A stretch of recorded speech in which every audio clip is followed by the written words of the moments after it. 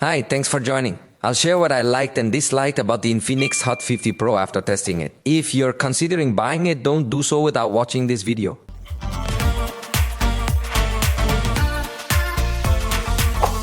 Let's consider the launch price, which in Mexico has been 5,999 pesos, although this time Infinix did something weird because it immediately put a promotional price at 3,999 pesos. So at the promotional price, it basically goes. You can override almost all my complaints, but we always analyze cell phones at the launch price, so it's weird. Let me tell you what I liked the most. Supports advanced audio codecs like LHDC and LDAC, allowing you to connect high-resolution headphones and enjoy excellent audio quality, which is great.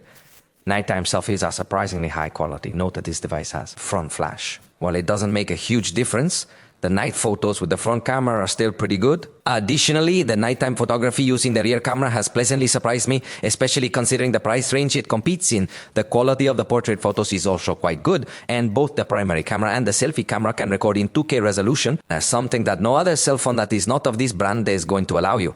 Also note that it also supports the dual video mode, shows both rear and front cameras simultaneously, making the recording exceptional. Moreover, considering its price, it is worth mentioning that it includes several artificial intelligence features, which are not commonly found in this category. However, it is important to note that all of these features do require an internet connection, which is of course the standard. Additionally, the software comes packed with a variety of extra features, which are not typically found in this category. For instance, it includes a child mode. Furthermore, it also features a smart panel equipped with a sidebar, allowing us to open applications in a floating mode. As you'll notice, we can open multiple apps simultaneously this way. It also includes many security and privacy tools like Xhive to hide private content. Xclone allows you to have two separate accounts for any app on the same phone.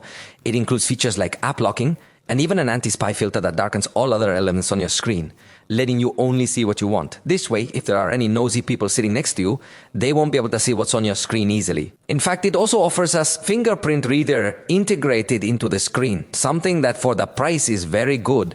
Of course, for this to be possible, it must have an AMOLED screen, which is also outstanding at this price. It also comes with 256 GB and support for microSD up to 1 terabyte, having very good space, and even the software tools when playing are very good. Even lets you use the volume buttons as triggers to be able to shoot faster or something like that. It has many interesting things, but here's what I didn't like. It will only come with a microphone, which is typically found in devices costing less than 2,000 Mexican pesos. Therefore, finding this in a device at such a price point is quite disappointing. When it comes to video recording, the zoom feature is really poor. It offers very low detail and lacks any kind of stabilization. Generally speaking, stabilization won't function if you record in 2K, which essentially negates the advantage of being able to record in 2K. If stabilization isn't an option, the video quality is quite unattractive. Additionally, it lacks a well-defined update policy, though this is somewhat understandable.